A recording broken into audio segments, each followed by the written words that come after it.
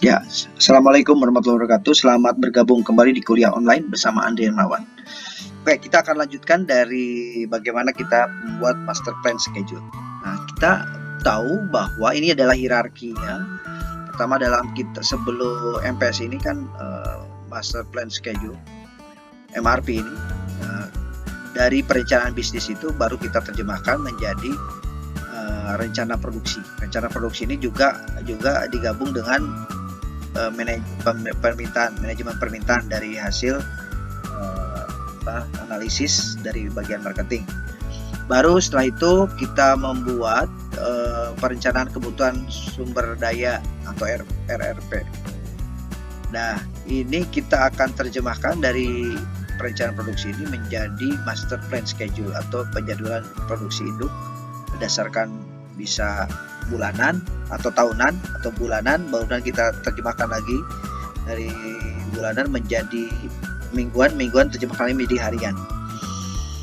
Dari penjelasan tersebut, MPS ini juga harus mengukur sehingga kita bisa menghitung road capacity plan-nya berapa. Jadi kapasitas dari misalnya mesinnya, gudangnya, semua hal itu harus dihitung. Apakah nanti akan akibatnya apa nanti kalau dengan menggunakan kapasitas menggunakan MPS yang kita jadwalkan itu, akibatnya terhadap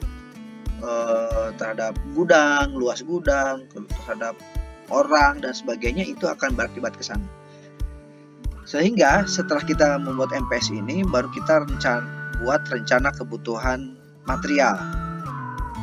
Ya, misalnya produk ada 1000, berarti butuh material apa saja, sehingga kita akan harus membuat sebuah perencanaan kebutuhan kapasitas.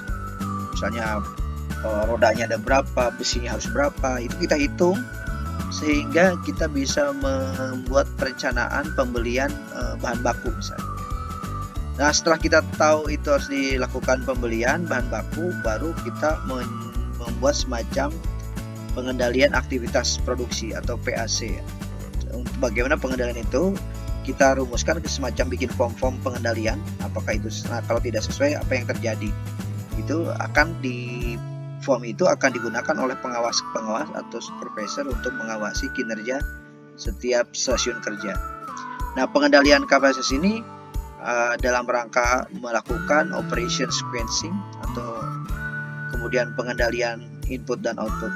Kalau misalnya sekarang kurang 100 pieces, berarti harus dilimpahkan ke besok, terusnya, sehingga kapan kita mau percepat itu di tingkat operasional untuk memenuhi jadwal tersebut. Oke.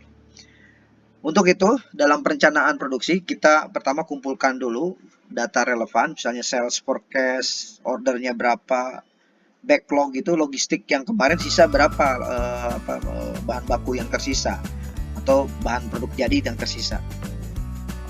Baru kita melakukan permulaan melakukan inventory. Nah, ini kita kumpulkan datanya, baru kita menghitung, mengembangkan data relevan menjadi informasi seperti ini. Ramalan penjualannya berapa, pesanan ordernya tuh berapa banyak, backlog itu berarti inventory yang kemarin itu berapa sisa, sehingga totalnya adalah 1, 2, 3, itu rencana berapa, sehingga kita memproduksi berapa. Satu antara ini aja misalnya ramalan penjualan pemesanan ya, sisa yang dihitung untuk ke depan bulan berikutnya itu berapa. Misalnya kita menentukan dulu kapasitas produksi berkait dengan sumber daya yang ada, terus melakukan manajemen meeting untuk konsensus pembahasan isu-isu, misalnya isu pengembangan bisnis, isu performance atau kualitas, isu keuangan, kemudian laporan produksi, kualitas, biaya produksi, penetapan harga, pembelian bahan baku, supplier, dan lain-lain. Nah, ini contoh rencana produksi. Rencana produksi itu adalah rumusnya permintaan total berapa dikurangi inventory awal. Nah, dikurangi dulu, baru ditambah inventory akhir. Jadi untuk kedepannya itu kita mau rencana inventory akhirnya berapa. Contoh misalnya permintaan total pada tahun Januari 1998 itu adalah 8.500 unit. Inventory awal yang merupakan inventory pada bulan Desember 1997 ada 800 unit. Dan perusahaan akan menetapkan inventory akhir pada tahun 1998 itu 700. Artinya apa? Permintaan total itu 8.500 dikurangi yang sudah ada, karena sudah tersisa tahun sebelumnya ada sisa produk ada 800. Berarti 8.500 dikurangi 800. Ditambah kita mau rencana inventory ke depan itu berapa? 700. Oke. Berarti total yang kita buat rencana produksi adalah 7.700 ditambah 700 ya sama dengan 8.400 unit. Maka dalam tahun tersebut rencana produksi harian itu 8.400 dibagi 24 hari kerja. Total 324 hari kerja selama 1 bulan. Ini rencananya bulan Januari saja, berarti 1 bulan saja. 8.400 dibagi 24 hari kerja itu sama dengan perharinya itu harus memproduksi 350 unit. Sedangkan misalnya cycle time, maka siklus waktu cycle time-nya adalah 7 jam per hari. Jadi kita ngerjain itu 1 harinya itu adalah 7 jam, sehingga 7 jam ini dibagi 350 unit berarti dalam interval produksi setiap memproduksi barang itu dibutuhkan waktu keluarannya adalah 1,2 menit per unit produk. Nah, ini ada beberapa alternatif strategi MRP2 dalam misalnya level metode. Level metode itu mempertahankan tingkat kestabilan. Jadi kebijakan memproduksi barang, contoh misalnya lebih mengutamakan stabilnya produksi misalnya. Contoh misalnya gini, ini kan produksinya lebih bagus, produksinya yang stabil. Kalau inventory bisa naik turun gitu.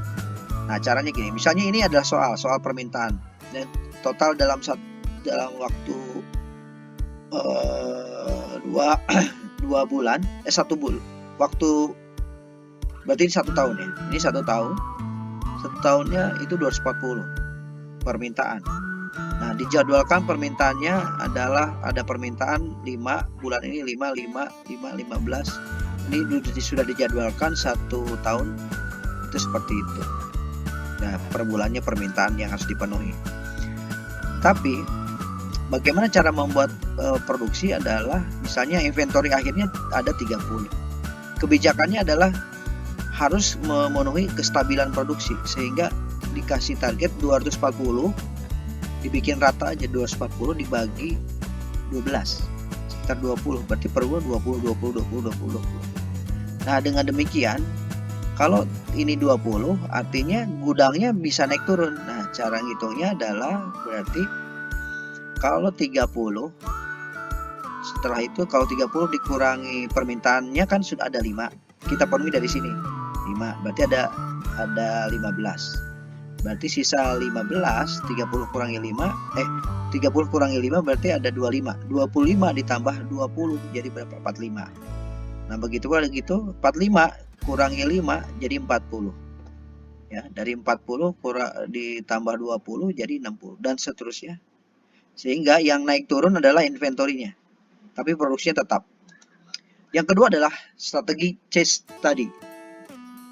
Case study ini mempertahankan tingkat kestabilan inventory. Yang dibutuhkan adalah inventory di setiap gudang-gudang di seluruh distributor itu sama 30. Nah itu sama bentuknya. Ini soalnya sama kayak gini. Cuman kita lakukan totalnya adalah bisa kita tetapkan inventory-nya 30. Udah dihajar 30 baru kita hitung. Kalau 30 inventory-nya 30 dihajar artinya berapa? Kalau kitanya 5 produksi yang butuhnya 5 dibutuhkan 5, berarti pada saat produksi cuma butuh 5 karena 30 ininya 30.